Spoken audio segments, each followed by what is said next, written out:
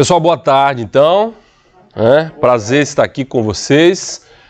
Nós estamos, para quem está nos acompanhando aí online, nós estamos aqui na abertura, aula inaugural da turma de 2022, do Mestrado Nacional Profissional em Ensino de Física, do Polo 33, do Instituto Federal do Espírito Santo, ok? Como eu disse, é muito bom estar aqui com vocês, sejam bem-vindos. Meu nome é Marcelo, sou professor aqui do Instituto Federal, no momento estou de licença, fazendo um doutorado lá na Unicamp, na área de ensino de ciência e matemática, e nós vamos trabalhar aqui nessa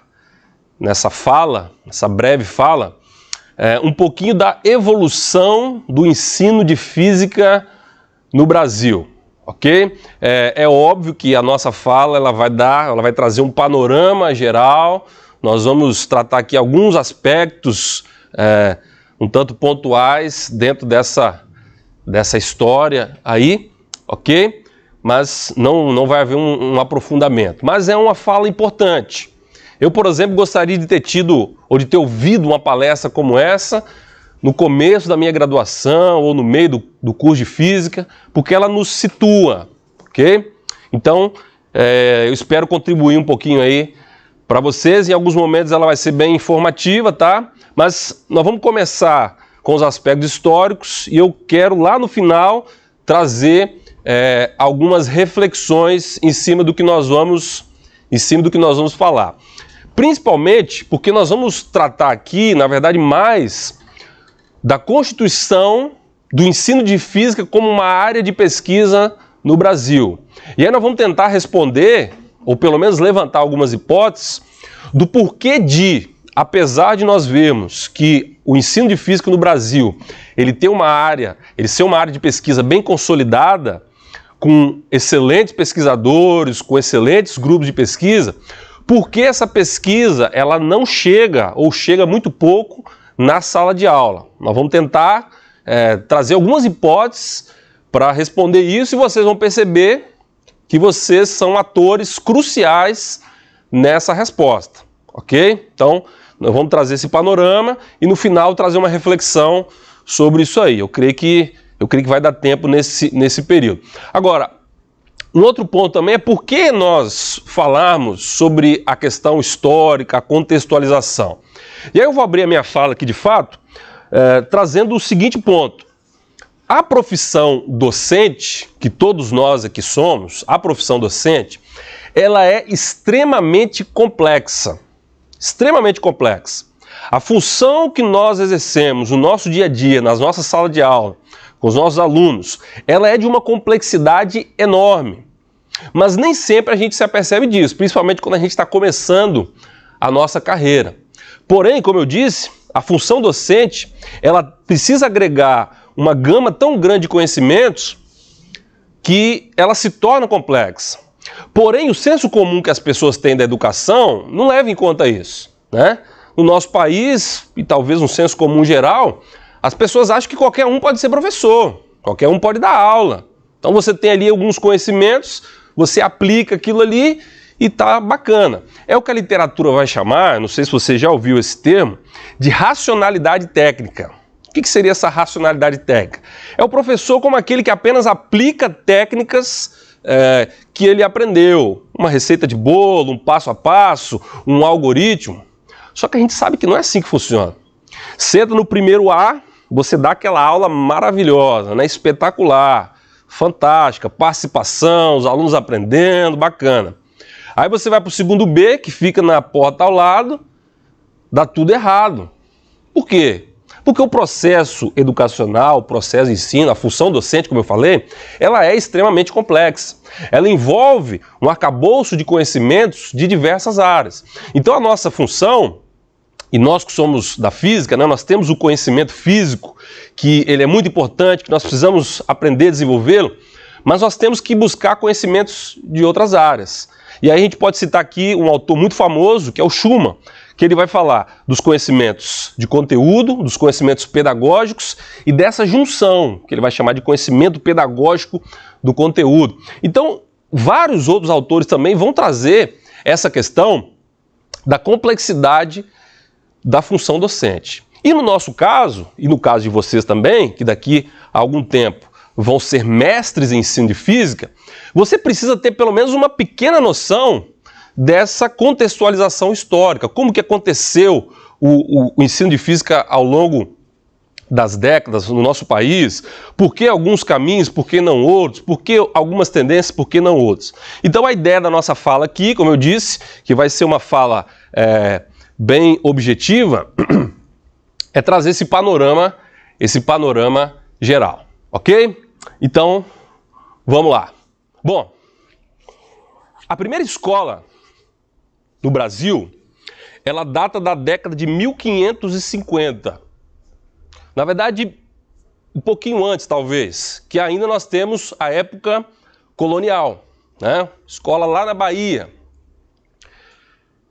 E nesse momento do nosso país, o que se trazia nas escolas tinha uma forte influência do conteúdo humanístico.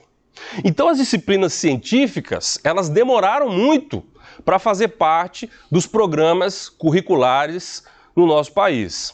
É somente na época do Império, com a fundação do Colégio Pedro II, que se dá em 2 de dezembro de 1837, e ele vai começar a funcionar no ano seguinte, né, em 1838, é somente com o Colégio Pedro II que nós vamos ter a primeira vez a física fazendo parte dos programas curriculares no nosso país. E ela era chamada de ciências físicas e naturais.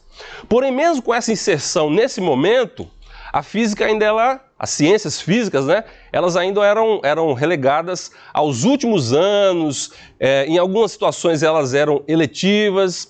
Os exames preparatórios para os cursos superiores não contemplavam essa disciplina, então grande parte dos alunos não cursava essa disciplina, mesmo aqueles que faziam parte ali do Colégio Pedro II.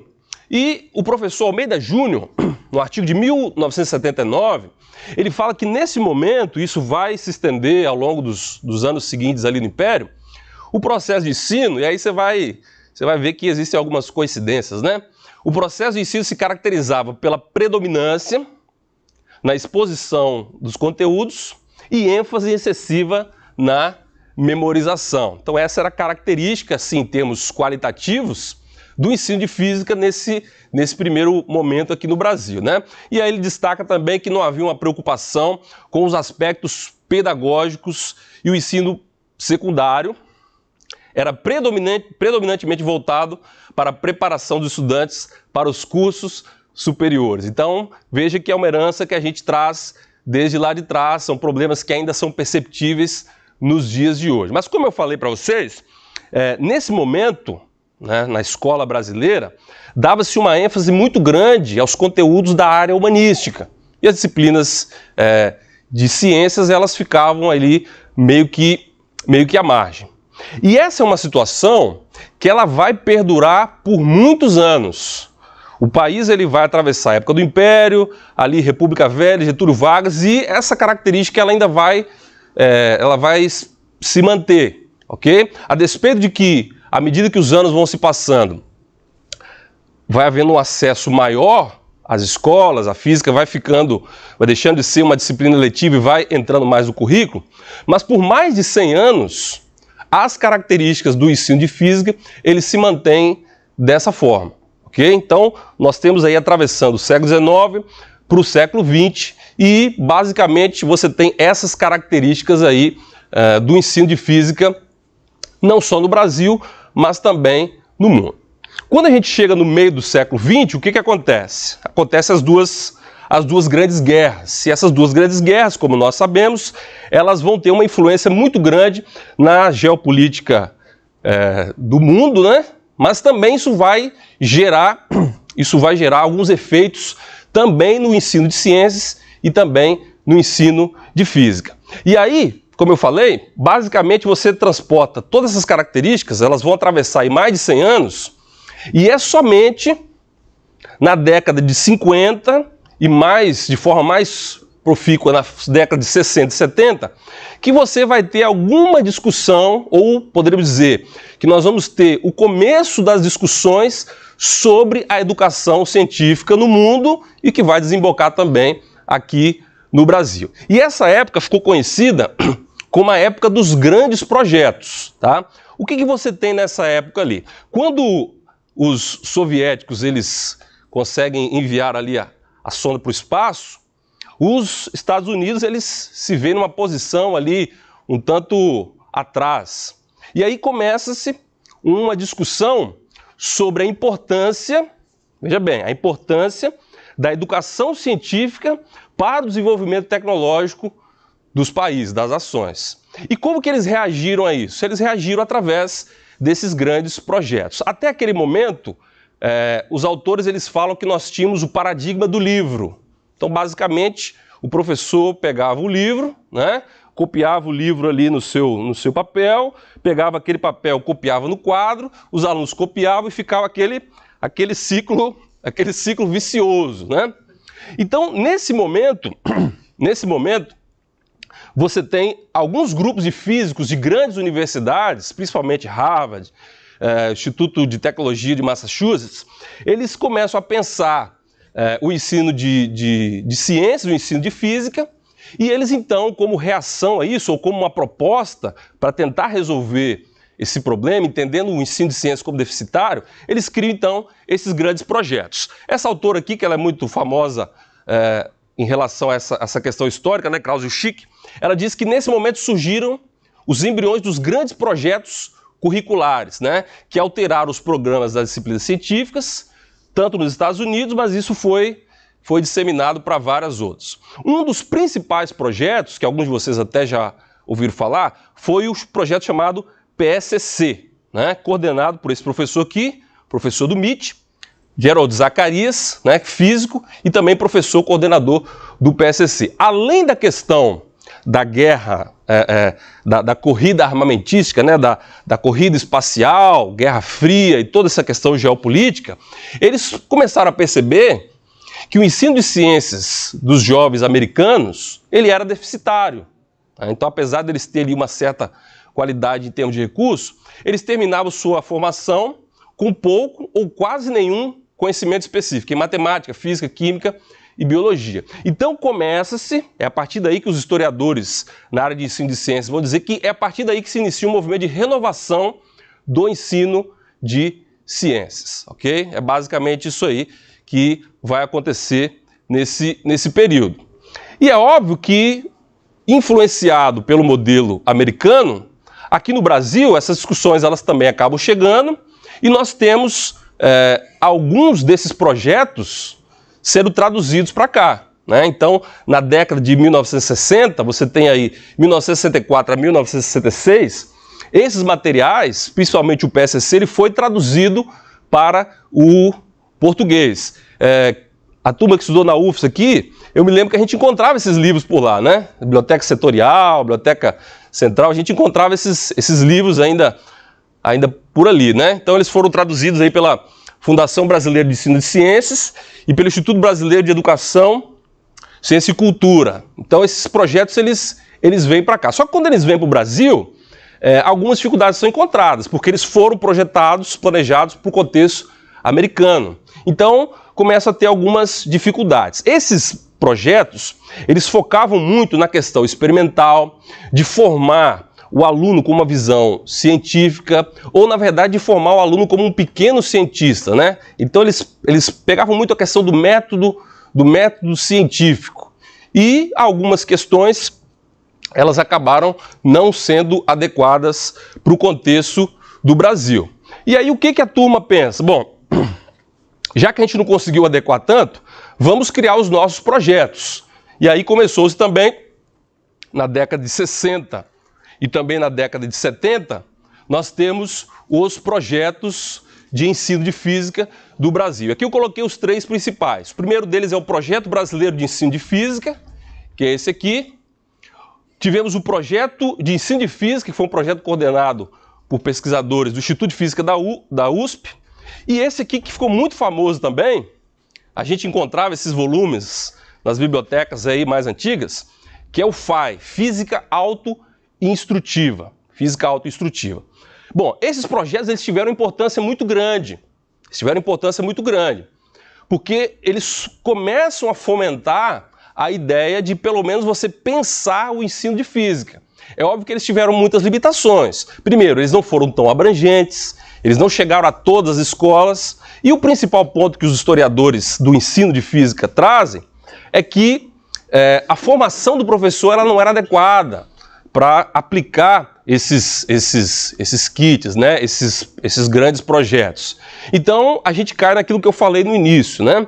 A questão da racionalidade técnica. O professor, aquela ideia de que o professor, apenas sendo instrumentalizado, então eu vou dar as ferramentas para você, e se eu te dar as ferramentas corretas, você vai conseguir resolver os problemas. Então a gente sabe que, como a nossa função, como eu falei no início, ela é de uma complexidade muito grande, só tendo as ferramentas certas, eu não vou conseguir resolver o problema da educação. Porém, foram os pioneiros, vamos dizer assim, ou foi a partir daí que você tem o início de uma discussão sobre o ensino de ciências e sobre o ensino de física. É como se tivesse ali, nós estamos zerados, né? Você não tem nada. Você tem ali um ensino totalmente não voltado para, ou não pensado, não refletido. E esses projetos foram uma ação que aconteceu nessas épocas aí. Bom, dentro desse contexto, agora eu vou entrar num outro ponto que é muito importante para a gente entender a constituição da área de ensino de física no Brasil, é que nesse período é que começam, ou que surgem, podemos dizer assim, os primeiros grupos de ensino de física do país, que vão acabar desembocando nos programas de pós-graduação. E aí nós temos que falar das duas universidades pioneiras, que é a Universidade Federal do Rio Grande do Sul e a Universidade de São Paulo. É nessas instituições, mais especificamente nos institutos de física dessas instituições, que vão começar ou que vão se embrionar os primeiros grupos de ensino de física do nosso país. Nessa época aí, final dos anos 60, começo dos anos 70. E essas duas universidades, pessoal, elas foram e até hoje são as grandes referências. Então é por isso que é importante a gente entender o que aconteceu lá atrás e aí nós vemos por que elas hoje são as grandes referências e as que produzem o maior quantitativo de pesquisas nessa área. Apesar delas terem seguido caminhos diferentes. Nós vamos ver daqui a pouco que URGS e USP elas têm características um pouco diferentes. Então, para nós termos uma ideia, em 1967, dentro do programa de física, dentro do programa de pós-graduação em física, eles criam, a partir de uma necessidade, né, eles criam uma linha de pesquisa em ensino de física. Então, o cara que estava lá, né, o estudante que estava lá, ele queria se especializar em ensino de física, ele não conseguia fazer um mestrado em ensino de física, mas já tinha uma linha de pesquisa. Então, ele formava, né? Ele fazia um mestrado acadêmico em física, mas fazia uma pesquisa na área de ensino de física. E isso vai ser também o embrião para, alguns anos depois, né, quase 10 anos depois, eles criarem o primeiro programa de pós-graduação de fato em ensino de física, que vai acontecer em 1976. Quando a gente olha a história da USP, a gente vai ver algo um pouquinho diferente. Na USP, eles criaram um programa interunidades, eles criam um programa interdisciplinar, a partir da Faculdade de Educação e a partir do Instituto de Física. E depois eles vão agregar também o Instituto de Química e outros mais. Então, em 1973, eles criaram esse programa, que até hoje tem esse nome, Programa Interunidades, né? Só que naquele momento na modalidade ensino de física. E depois vão vir modalidade ensino de biologia, ensino de química e assim por diante. Então essas duas universidades, elas formaram os primeiros grupos de ensino de física que nós temos no Brasil. E o ano de 1972, curiosamente agora nós estamos fazendo 50 anos, né? Nós temos as primeiras dissertações e teses na área de ensino de física. Ou seja, foram os primeiros trabalhos aqui no Brasil defendidos na temática de ensino de física. E aí nós temos duas figurinhas que são... Figurinhas não, né? Duas grandes figuras, dois grandes personagens que vão ser importantes ao longo desses próximos aí 50 anos, e até hoje. A primeira delas é o professor Marco Antônio Moreira, que defende ali a sua dissertação, que tem esse título aqui, né? A organização do ensino de física no ciclo básico da universidade. Essa foi a dissertação dele, já nessa linha de ensino de física. E temos também a professora Ana Maria Pessoa de Carvalho, com a sua tese de doutorado, o ensino de física na Grande São Paulo, estudo sobre o processo de transformação. E aí veja que esses dois professores, eles trazem depois grandes tendências que nós usamos hoje. Então hoje, se você ouve muito falar sobre aprendizagem significativa aqui no Brasil, é origem ali através dos estudos e da disseminação do professor Marco Antônio Moreira. Ensino por investigação, que é uma outra linha que também muito se vê hoje, também foi trazida aí, ou estudado, explorado, né, desenvolvido projetos pela professora Ana Maria Pessoa de Carvalho. Então veja que essas duas universidades, elas têm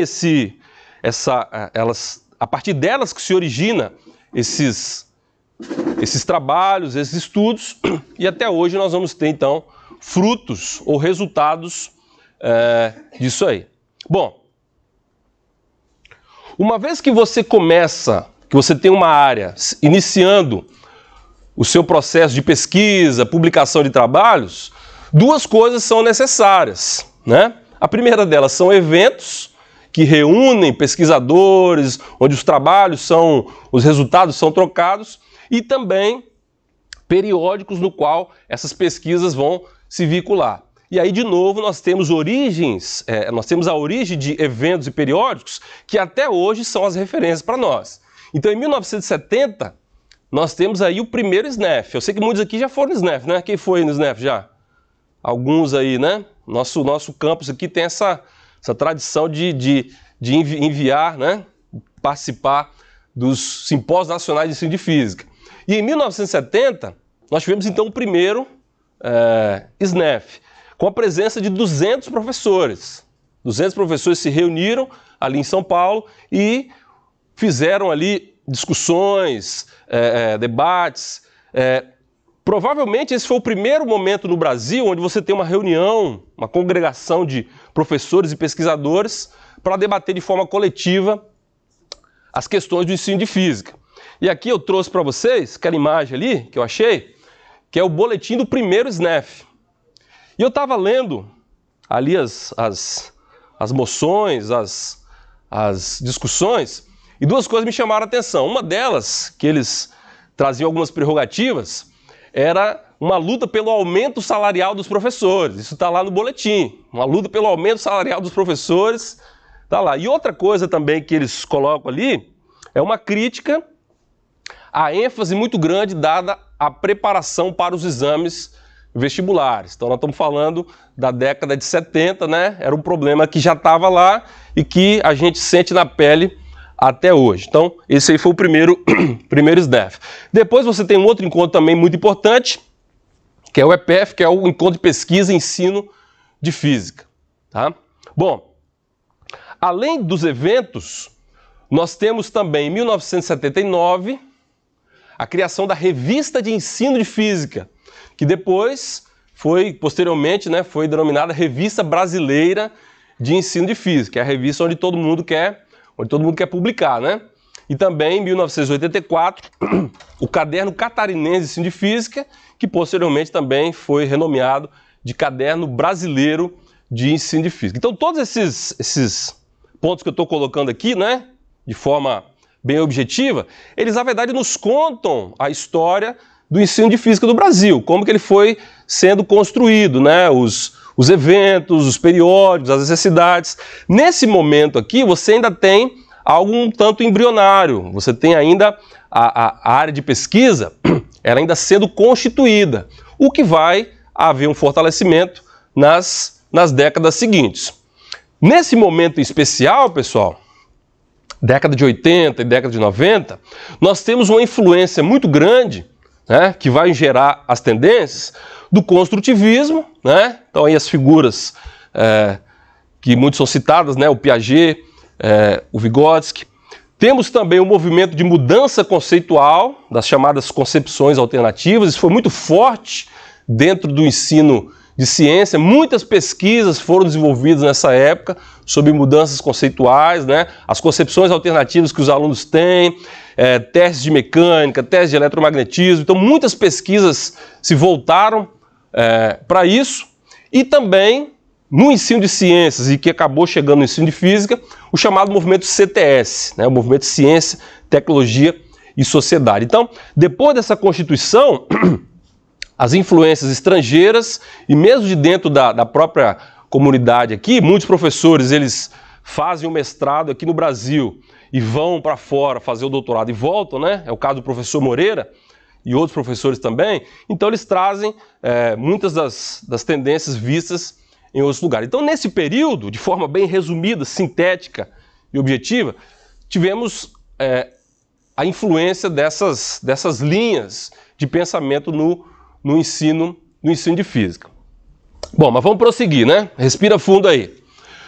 Quando a gente chega no final da década de 90, início dos anos 2000, muitos de vocês aqui, alguns de vocês, né, talvez não eram nascidos ainda, nós temos no discurso da educação brasileira uma mudança muito grande e o aparecimento de expressões, temas que não apareciam, com a publicação dos chamados Parâmetros Curriculares Nacionais.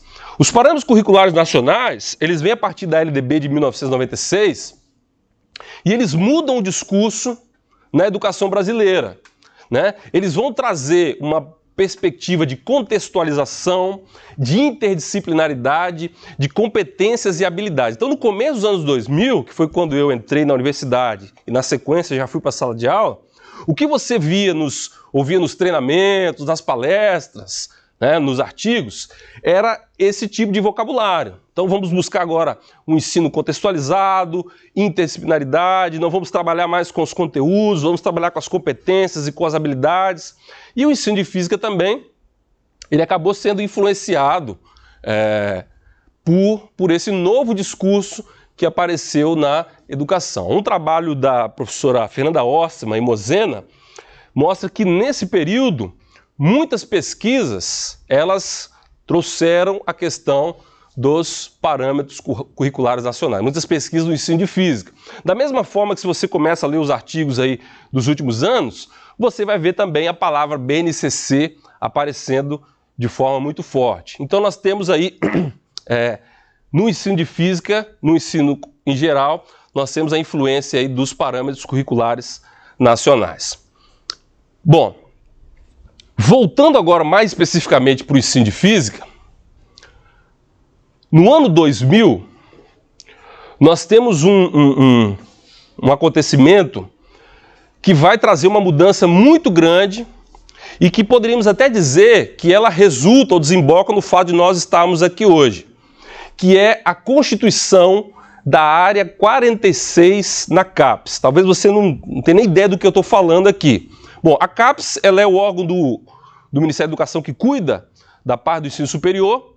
E até aquele momento, o que você tinha? Você tinha os programas de pós-graduação nas áreas duras, né? Então você tem programas de pós-graduação em física, em química, em matemática. E você tinha os programas de pós-graduação nos centros de educação, nas faculdades de educação. E em geral essa turma não se conversa muito, né? Em geral essa turma não se conversa muito. E aí o professor Marco Antônio Moreira, mais uma vez, ele cria a área de ensino de ciências lá na CAPES, que foi e é conhecida, famosa até hoje, conhecida como a área 46. Qual era o objetivo dessa criação? Uma vez que depois de algumas décadas você já via pesquisadores, professores, núcleos espalhados pelo Brasil, principalmente nessas duas universidades que nós citamos, já desenvolvendo pesquisas, nada mais natural do que agora você tivesse a criação de programas de pós-graduação mais específicos, voltados para a área de ensino de ciências e, no caso, de ensino de física. Então, esse aqui é um editorial que o professor Marco Antônio Moreira traz em 2001 e ele diz assim: programas de mestrado ou doutorado em ensino de ciências e educação matemática serão apreciados e avaliados pela área recém-criada de ensino de ciências. Porém, a expectativa é que surjam também mestrados em ensino de ciências, ou seja, mestrados profissionalizantes. Então, na verdade, já havia o objetivo E aí aqui nós vamos começar a responder a nossa pergunta de que você capacitasse em nível de pós-graduação uma grande parcela de professores. Por quê, pessoal? Nessa época aí da história, não é tão antiga assim, mas dificilmente um professor ele fazia mestrado. Dificilmente. Para você fazer um mestrado, para você fazer um doutorado, você tinha que trazer uma dedicação exclusiva. Então os professores, eles estavam lá nas salas de aula, 30, 40, 50, 60 horas, eles não tinham condições de cursarem cursos nesse formato. Então a ideia aqui já era que não só você tivesse a abertura de mais programas de ensino de ciência e ensino de física, mas também programas que fossem focados ou que fossem direcionados, voltados para professores. Essa era a ideia. E aí então você tem, a partir disso, o início da criação dos mestrados profissionais. O professor Jardel já tocou aqui nesse ponto na fala dele, mas a gente vai voltar, né? Então a partir disso abre-se então uma janela. E aí você tem, em 2001, o primeiro mestrado profissional em ensino, foi profissional em ensino de ciências, da Federal do Rio Grande do Norte. Em 2002, você tem então o primeiro mestrado profissional em ensino de física, na URGS. E aí eu tive o privilégio, né, de ser aluno desse programa, da turma de 2008. O programa ele começa em 2002, eu fui lá para o Rio Grande do Sul em 2007, fui a trabalho, e aí tive a oportunidade de cursar esse mestrado lá. Depois você tem aí o mestrado profissional em ensino de ciências e matemática, do Cefet do Rio de Janeiro, em 2003. A partir daí, vários outros mestrados, ao longo dessa primeira década aí dos anos 2000, vários mestrados profissionais foram sendo criados. Até nós chegarmos, então, a partir do momento em que você tem uma expansão, muitas instituições não conseguiam abrir os seus programas, e aí vem a ideia da criação dos mestrados nacionais em rede. E aí chega até nós, né? Então perceba que lá atrás, o professor Moreira cria a Área 46, os mestrados profissionais eles começam a ser estabelecidos, né? E até você chegar nesse ponto aqui. Porém, é preciso que a gente fale uma coisa. Lembra que eu falei que as instituições USP e URGS, né, elas seguindo um caminho diferente?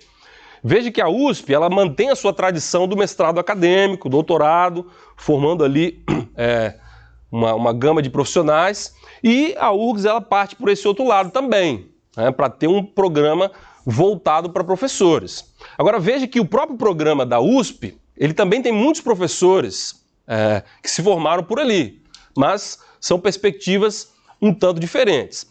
E além disso, nesse momento aqui ainda, opa, tira para mim, Jardel. Acho que eu apertei aqui o S que você queria.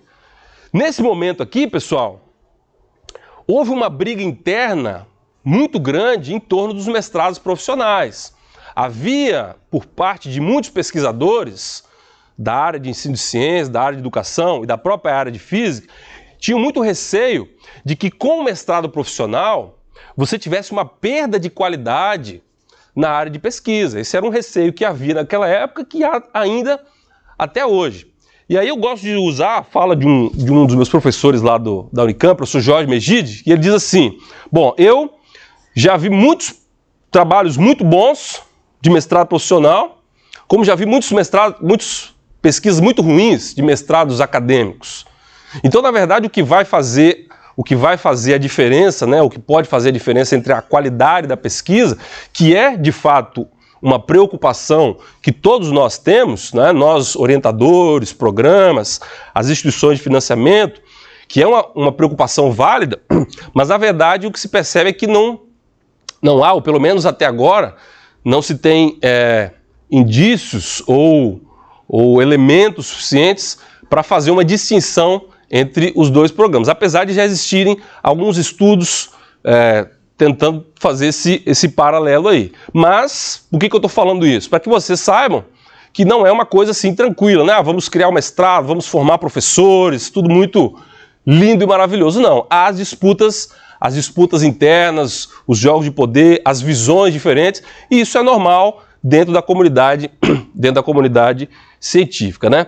Porém, à medida que os anos foram se passando, e principalmente na primeira década dos anos 2000, onde houve uma explosão nos cursos superiores do Brasil e também na pós-graduação, percebe-se então uma necessidade ou uma oportunidade de se criar então os mestrados nacionais em rede. E aí nós temos o precursor, foi o programa da matemática, o professor Jardel já citou, e em 2013 nós temos então o mestrado nacional profissional em ensino de física, que teve o início em 2013, né? E hoje conta com 58 polos, né? Perceba que eu e o Jardel a gente não combinou, mas a gente deve ter ido da mesma fonte, né? Buscando essas informações aí. E hoje, aproximadamente, já formou, ou já teve aproximadamente 1000 dissertações defendidas, né? A vantagem do mestrado nacional em rede é que houve uma capilarização e uma expansão da pesquisa nas diversas regiões do Brasil. Antes dos mestrados profissionais, você vai perceber, e essa tendência ela existe até hoje, um grande foco das pesquisas no eixo sul e sudeste do nosso país. O mestrado profissional ele consegue, ou ele está conseguindo ter uma capilaridade maior, né, uma expansão maior nas regiões, né? E aí, a partir de tudo isso, né, lembra-se que eu falei aqui que nós íamos trazer uma análise bem objetiva. Depois desses anos, pesquisas, grupos trabalhando o ensino de física, hoje nós temos vários temas ou diversas áreas, né, que são abordadas. E aí nós temos um trabalho de Laburu que vai dizer que é preciso que haja uma multiplicidade de metodologias no ensino de ciências. Veja que os professores aqui, cada um falou uma área, né? Cada um falou um tema, mas nós como professores, né, enquanto pesquisadores, muitas vezes é preciso você afunilar, você trabalhar uma linha específica.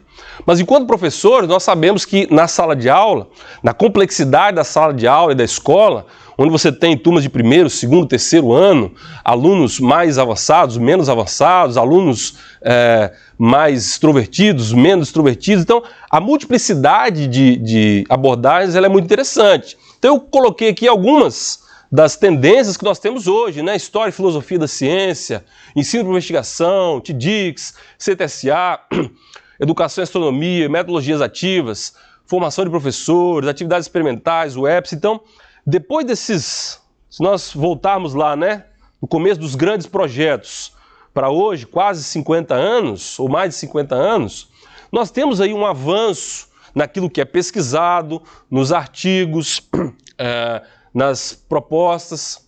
Porém, lembre-se da pergunta que eu fiz no início.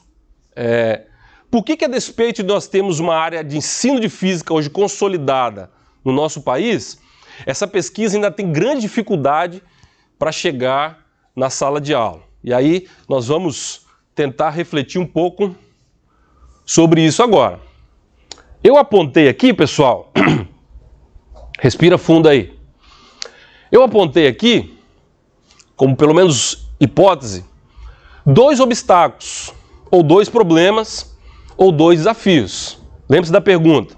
Depois desses 50 anos de pesquisa, de pós-graduação, de mestres, doutores formados, de muitos artigos, né, por que ainda há uma dificuldade de que essa pesquisa ela chegue na sala de aula?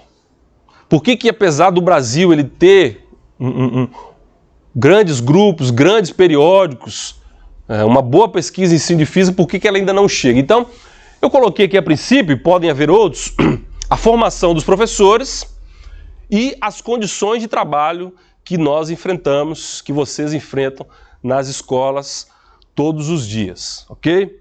E aí, alguns dados eu tirei desse artigo aqui, que é um artigo da Revista Brasileira de Ensino de Física, um artigo de 2020, onde o professor Matheus Monteiro Nascimento, da Universidade Federal do Rio Grande do Sul, ele traz alguns dados do Censo Escolar de 2018, tá? Do Censo Escolar de 2018. Então, as informações que eu vou passar agora aqui, elas são extraídas desse artigo, depois você pode fazer a leitura dele na íntegra. Uma das primeiras coisas que ele coloca ali, para nós pensarmos então dessa problemática, né, apesar de nós termos essa evolução na pesquisa do ensino de física e ainda o ensino que nós vemos todo dia ser tão deficitário, está ligado também com a formação do professor. E aí nós vemos uma evolução nas 2 últimas décadas muito grande. Se você olhar para esse gráfico aqui, você vai perceber que quase 80% dos cursos de licenciatura que nós temos hoje, eles se iniciam a partir da década de 2000. Né? Então, na década de 2000, você tem 103 cursos sendo abertos, na década de 2010, mais 89 cursos. Então, até esse momento, a quantidade de cursos, a quantidade de instituições que formavam professor de física era muito, muito pequena. E mesmo com esse aumento no quantitativo aqui, né, nós ainda temos um déficit muito grande. Mas isso já mostra uma certa evolução. Né? Então são 263 cursos de licenciatura em física no Brasil, onde você tem 223 presenciais e 40 cursos à distância. E aí, usando os microdados desse censo, o professor Nascimento ele mostra que hoje não, né? São dados de 2018, mas em 2018 você tinha 44.706 professores no Brasil que ministravam a disciplina de física nas escolas públicas das redes estaduais, que nesse caso é a grande maioria, pela física está concentrada no ensino médio. Nós sabemos que o ensino médio ele geralmente é administrado pelo Estado, né? As prefeituras elas geralmente ficam com o ensino fundamental. Então você tinha aí nesse período 44.706 professores de física que atuavam nas escolas públicas das redes estaduais. Porém, aí é o dado que impressiona, né? É um dado que nos impressiona muito. Apenas 9.000 desses professores possuíam licenciatura em física. Né? Então é uma das piores relações, os autores chamam de adequação acadêmica, se eu não me engano, né? Um dos piores índices de adequação no ensino médio, em relação à disciplina ministrada e à formação. Né? Então nós já vemos aí, se você pergunta, poxa, mas por que a pesquisa não chega? Né? Porque só tem acesso à pesquisa aqueles que têm uma formação em licenciatura. E mesmo às vezes na própria formação da licenciatura a gente ainda tem essas dificuldades. Então veja que a grande parte dos professores que ministram a disciplina de física, eles não têm nem acesso à própria formação adequada para a física. Então o que dirá a pesquisa chegar até esses estudantes, né? E aí o autor do artigo ele é categórico em afirmar. E outros estudos, outros pesquisadores também vão afirmar isso. Não só com uma afirmação, mas com dados. A adequação da formação docente é um fator altamente correlacionado com a qualidade da educação. Então o que ele está querendo dizer? Quanto mais adequado tiver aquela relação, quanto menor for essa disparidade aqui, né?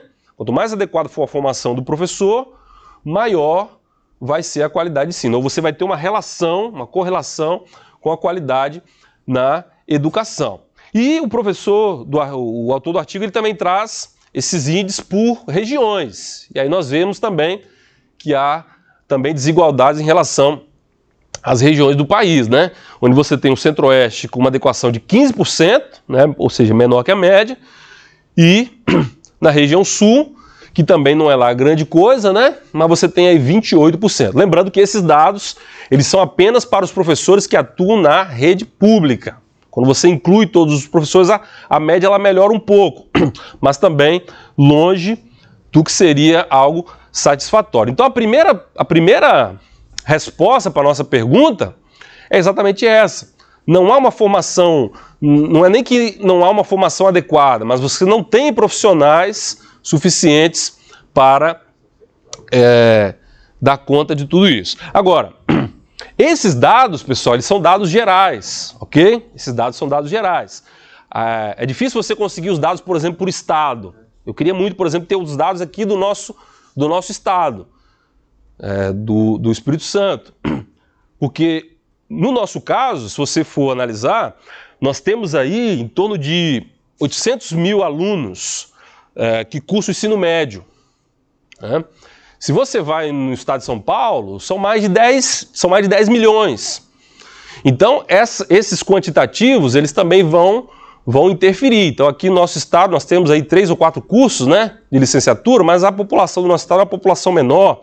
Então, essa disparidade, ela vai ser maior ao longo das regiões que nós temos no Brasil. Um outro ponto que não é tão falado, não é tão tocado, esse ponto aqui, pessoal, mas que é um ponto que nós sentimos na pele. Então veja, vocês aqui, vocês estão dentro daquela porcentagem que tiveram uma formação adequada, né, que tem uma formação para trabalhar com a física, com o ensino de física. Então você viu, por exemplo, no seu curso, que você tem metodologias que são mais eficazes, você teve experiências pedagógicas diferenciadas, muitos de vocês passaram por projetos como PIBID, residência pedagógica, onde vocês puderam ali trabalhar questões diferenciadas. Então, o obstáculo da formação, no caso de vocês, no caso do nosso público aqui, ele, de certa forma, ele não se encaixa. Porém, esse problema aqui, que é o problema das condições de trabalho, ele é um problema que todos nós enfrentamos. Então, independente da sua formação, se você tem uma formação boa ou ruim, as condições de trabalho que você encontra nas escolas ou nos regimes que você trabalha, elas vão ter também um impacto, ou elas não vão permitir que você traga os resultados da pesquisa em ensino de física para a sala de aula. E aí eu trouxe esse excerto aqui de um artigo do professor Alberto Villani, que é um professor da USP, onde ele fala especificamente da questão do mestrado profissional. Então veja, nós já estamos falando de alguém que tem a formação em física e que está agora em nível de mestrado também, tendo uma formação complementar de muita qualidade. Então ele diz assim, que existe uma dificuldade, ele comenta sobre a dificuldade que os professores que participam dos mestrados profissionais, no caso vocês, no caso eu também, que tive essa formação, têm em dar continuidade à experiência de manter a inovação e a reelaboração de práticas pedagógicas diferenciadas após o término do curso. Porque durante o curso você está mais motivado, né? Você tem que terminar o seu projeto, você precisa, o seu orientador está te cobrando, há uma cobrança interna, você sabe que se você terminar, você tem uma progressão de carreira, você tem um aumento de salário, você tem mais possibilidades. Então você dá aquele gás ali, você tira energia de onde você não tem e você vai lá e tenta terminar esse bendito desse mestrado. Porém, você gasta uma energia muito grande. E por que há esse gasto de energia muito grande? Por conta, muitas vezes, das condições de trabalho que você encontra. Então, para realizar, ou para manter, que é a palavra que aparece aqui, manter a inovação e a reelaboração de práticas pedagógicas diferenciadas, após o término do curso, depois que você pega o seu diploma, depois que você já está formado, é muito difícil, esbarrando exatamente nessas condições de trabalho, né? Então, de acordo com o autor, baseado em relatos, né? Ele cita relatos dos próprios docentes desses cursos, pouco tempo depois, ao término da interação com a universidade ou com o Instituto Federal, no nosso caso aqui, né? Os professores acabam voltando para a mesma rotina que tinham antes, ou seja, né? Você inova ali, você faz dá aquele gás para terminar o seu curso, porém a realidade que você encontra nas escolas geralmente não te permite manter. Então, no meu caso, eu trabalhei com simulações no meu projeto de mestrado. Eu apliquei em 2009 numa escola particular lá no Rio Grande do Sul, onde eu trabalhava, né? E de fato, depois é muito difícil, foi muito difícil você conseguir manter aquilo ali. Porém, no meu caso, e eu sei de muitos outros, eu continuei sempre usando as simulações e uso até hoje. Agora, no meu caso, né, eu acabo orientando alunos nessa área aí. Porém, isso não deixa de ser, né, não podemos romantizar aqui a situação. Nós sabemos que existem condições adversas que nos fazem, às vezes, não conseguir manter essas aplicações, né? Então, principalmente se você não está na mesma escola, se você troca de escola, se você é temporário, depende se você está numa escola particular. Então, esses dois fatores, eles chegam para nós hoje, para você que é professor, a maioria aqui já atuando nas escolas, eles fazem com que nós tenhamos esse desafio. Um deles, né, não se encaixa no nosso caso, mas é o caso da grande maioria dos estudantes do nosso país, né? Eles recebem lá um professor que não tem a formação adequada, e aí os relatos que nós escutamos todo dia é o que? Eu não gosto de física, física é uma matéria difícil, uma matéria que é chata, é uma matéria que não tem nada a ver com o meu cotidiano, não tem nada a ver com o mundo real, é uma matéria que não serve para nada. Então o primeiro ponto é esse. Muitos dos professores que estão na sala de aulas, eles não têm esse preparo adequado. E o segundo ponto é que mesmo com a preparação adequada, muitas vezes as condições de trabalho que nós temos, elas dificultam, elas são obstáculos que nos impedem de manter essa inovação, né? Uma carga horária excessiva, falta de recursos nas escolas, a própria burocracia das escolas. Então esses são desafios que nós enfrentamos todos os dias, né? Todos os dias na sala de aula. Porém, foi uma opção nossa, né? Nós escolhemos ser professor, nós escolhemos estar ali, né? Os nossos alunos, eu sempre costumo dizer isso, né? Os alunos que estão ali, eles merecem, pelo menos que eu dê a oportunidade de eles terem o melhor professor de física possível. É claro que ninguém vai fazer mágica, ninguém vai fazer o que não consegue, mas vocês, né? E vocês estão aqui para isso. Ao receber essa formação que o mestrado vai proporcionar, vocês vão ter mais condições de inovar, mais condições de saber os caminhos também corretos, né? Onde você gasta menos energia para você conseguir chegar nos seus objetivos, né? Eu vou usar um exemplo aqui que talvez vocês se lembrem, né? Eu lembro que eu não sou muito do futebol, não, mas eu acompanhei uma coisa. Eu lembro que o Romário, né, no final de carreira, né? Ele falava assim, não, eu só corro nas bolas certas, né? Eu não fico gastando energia. Então, quando a gente é mais inexperiente nas escolas, a gente gasta muita energia, a gente compra as brigas erradas, e a partir do momento que você vai pegando experiência, vai pegando o tal do traquejo, né? Você vai percebendo ali como você encaixar, como você convencer os alunos, como você ir pelas estratégias corretas. Então, isso demanda a experiência, mas também o que vocês vieram buscar aqui, que é um pouco também do conhecimento a partir das literaturas, né? Então esse é um ponto muito importante, que é que a formação ela vai te dar, né? E aí eu trago aqui as palavras da professora Eliane White, que é também professora da Federal do Rio Grande do Sul, onde ela diz que o projeto pedagógico do mestrado profissional, ele pretende criar condições para que vocês, né, os alunos desse curso, desenvolvam propostas pedagógicas inovadoras. Inovadoras. Veja, a palavra inovadora, nós tivemos hoje aqui a fala da professora Marcela, né? A palavra inovadora às vezes assusta a gente. Então você chega para você e fala assim, puxa, você tem que fazer uma coisa inovadora. Aí você pensa lá na sua escola, que não tem cadeira, não tem água, não tem giz, não tem nada, né? Aí você pensa assim, puxa vida, Jardel, como é que eu vou fazer uma coisa inovadora? Mas esse inovador aqui, em geral, a gente pensa muito nas ferramentas, né? Nos recursos. Porém, grande parte do que a gente trabalha no ensino tem muito mais a ver com a forma como nós fazemos, né? A metodologia, do que de fato com as grandes ferramentas. Eu já vi, pessoal, professores utilizando ferramentas altamente tecnológicas de forma extremamente tradicional. Então, o capital humano, que são vocês, né, é o grande diferencial aqui na hora que a gente fala de inovação. Né? A metodologia, a leitura que eu vou fazer, as condições que eu tenho, né? O meu contexto imediato ali, se eu estou numa escola mais simples, que tem poucos recursos, não, mas se eu estou numa escola que tem mais recursos, Então tudo isso aí está muito ligado a você, ao que eu disse, ao capital humano, né?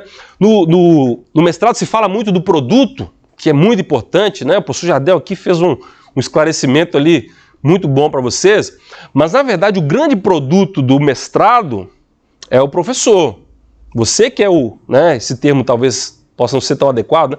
Mas você que é o produto, né, a formação do professor. Quando eu olho, vou abrir meu coração aqui para vocês, hein?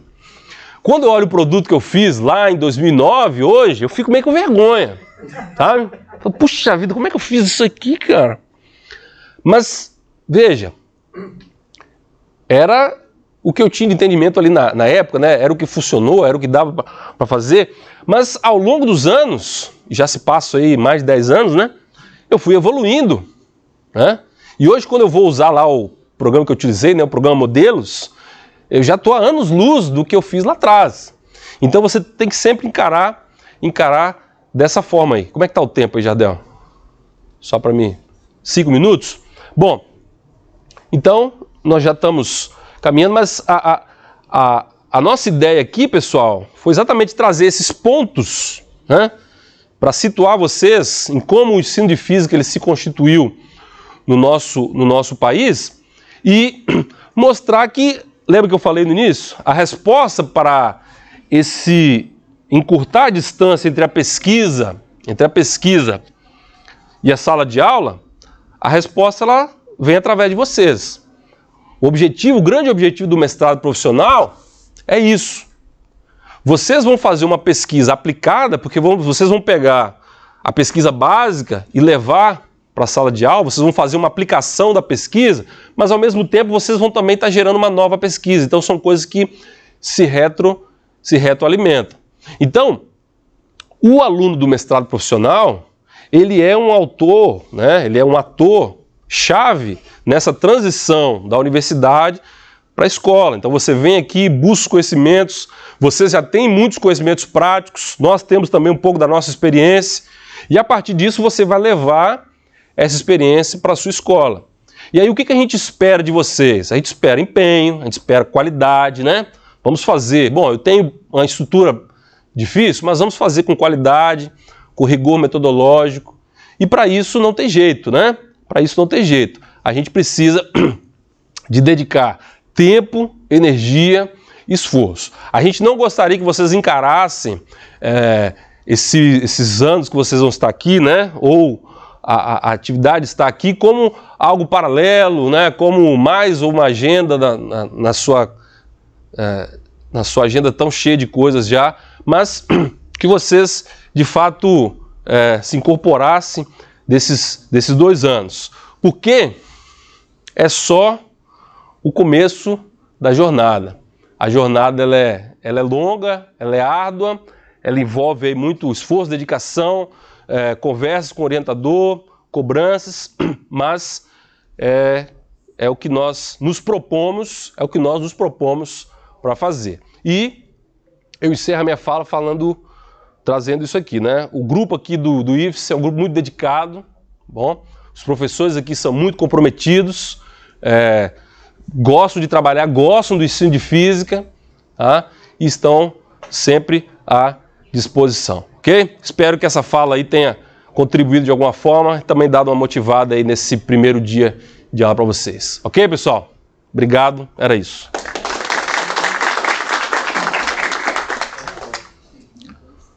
Professor, você mostrou um autor falando aí, até esqueci o nome dele, é muito difícil, falando que o ensino de ciências e de física o conteúdo era muito massivo, muitos conteúdos massivos, né?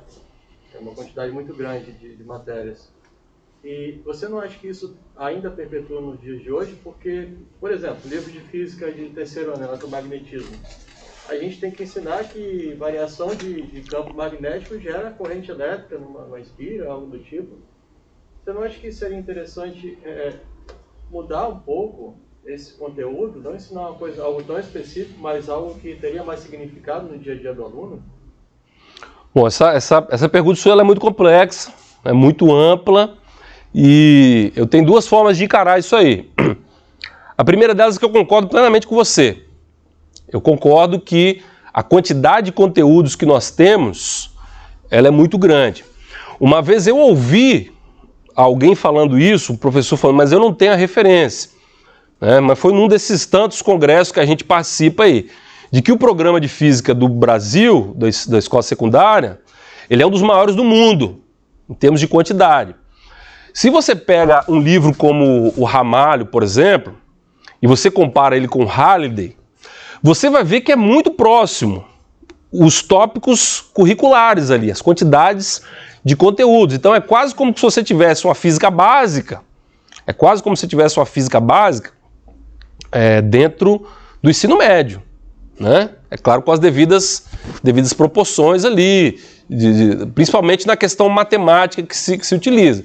Então, eu tenho essa visão também, certo? Eu tenho essa visão também, de que a quantidade de conteúdos que nós temos, ela é muito extensa. E não só na física, mas você pensa o aluno de ensino médio, que ele tem esse monte de conteúdo da física, da química, da matemática, da biologia. Então, isso gera um transtorno muito grande, né? Quem tem filhos aí nessa idade ou acompanha, a turma quando está em época de prova, semana de prova, a turma fica louca, né? Porque são muitas informações. Então a primeira resposta é essa, né? Há uma necessidade de uma renovação curricular. Há um movimento, eu não vou entrar aqui nessa discussão, né, da BNCC, mas há um movimento que direciona um pouco para essa redução de conteúdos, tá? Mas não vou entrar nesse mérito. Aí a segunda forma de responder tem a ver com o que eu havia acabado de falar aqui. Lembra que eu disse da nossa expertise? Né? Então você é o professor, você foi formado para isso. No caso de vocês vão receber o título de mestre em ensino de física. Então você tem que ter alguma noção de como driblar essas coisas. Um dia eu estava conversando com um amigo meu e ele reclamando: rapaz, eu estou no meio do ano, eu estou em movimento circular. E aí? Eu falei, não, cara, eu começo com leis de Newton. Ele, como assim? Como assim leis de Newton, cara? O livro está lá, vetor, cinemática. Eu falei, não, meu amigo, o livro, você tem que encarar o livro, né, como um material de apoio. Eu começo com leis de Newton. Eu começo leis de Newton e eu vou diluindo a cinemática ali ao longo do processo, dependendo da quantidade de aulas que você tem. É claro, um professor que tem 4 aulas semanais, né, ele vai ter uma situação muito mais confortável do que aquele que tem 2 horas semanais. Então, todas essas variáveis elas vão entrar na jogada. Né? Então, o que eu quero trazer para você é que a gente tem que buscar essas expertises. E aí o cara falou assim, mas e os alunos? Eles querem começar lá no... Eu falei, não, mas você tem que colocar no começo do ano e mostrar para os alunos, né? Você é alguém que tem autoridade, assim, no outro sentido, né? Um especialista, falou assim, ó, a gente começa por aqui, dá os argumentos, por isso, por isso e por isso. Né? Então a gente tem que buscar os meios, não é de burlar o sistema, a palavra não é essa, né? Mas de fazer que ele chegue a nosso favor, né? Eu tive esse problema muitas vezes e uma forma de contornar foi essa. Né? Uma forma de contornar foi essa. Ah, mas o cara não vai ter aquela lista de 30 exercícios de cinemática que ele teria que fazer. Não vai ter. Mas o nosso objetivo ele é mais amplo. Né? E aí nós entendemos, por exemplo, as estruturas, as espinhas dorsais dos conteúdos, que a partir deles os alunos podem ir aprendendo outras coisas. Né? Então aí vai também de um planejamento. Só que é claro, eu estou falando isso aqui de forma simples, só que você tem que convencer o aluno, você tem que convencer o coordenador, às vezes a ementa ela vem e volta. Então tudo isso aí faz parte daquela complexidade que eu falei no início, né? Então eu encaro mais ou menos dessa forma. Eu vejo que há um problema, de fato, que às vezes a gente não consegue lidar, mas ao mesmo tempo também eu não posso ficar na inércia, eu tenho que buscar meios de alguma forma, contornar esses obstáculos, né? O interior geralmente é o que mais sofre, né? Mas vamos voltar na sua fala aqui, porque essa balança ela tem 2 lados, né? E a gente focou muito aqui na questão do conteúdo. E veja, isso que eu coloquei de conteúdos estruturantes nunca é superficializar, porque nós somos professores de física. Você tem que ensinar alguma coisa de física, entendeu? pontos principais, os pontos chaves. Agora, você usa expressão que ela talvez possa nos ajudar, que é o feijão com arroz. Né? Que é o feijão com arroz. Porque, veja, por mais que você esteja numa escola, e eu já trabalhei em escola, que o cara ficava com o programa do vestibular aqui, cara. Lá, ó, terceirão com 120 alunos. Movimento uniforme, vixe, já deu. Assim, né? Então tem... Só que você sabe que chega no final do ano, esse cara ele não lembra, ele não sabe quase nada. Ele não lembra aqueles detalhes, né? Então a ideia do feijão com arroz, dos conceitos estruturantes, eles podem ser um caminho. O segundo lado da balança são as metodologias. Então veja, cara, eu tenho uma quantidade limitada aqui de conteúdo. Né? Eu tenho que dar isso aqui, eu tenho os descritores, eu vou ter que buscar uma forma, e aí lembra das tendências que eu trouxe lá. Cadê? Voltando. Aqui, ó. Não é possível que a gente não ache alguma coisa aqui, nesse monte de...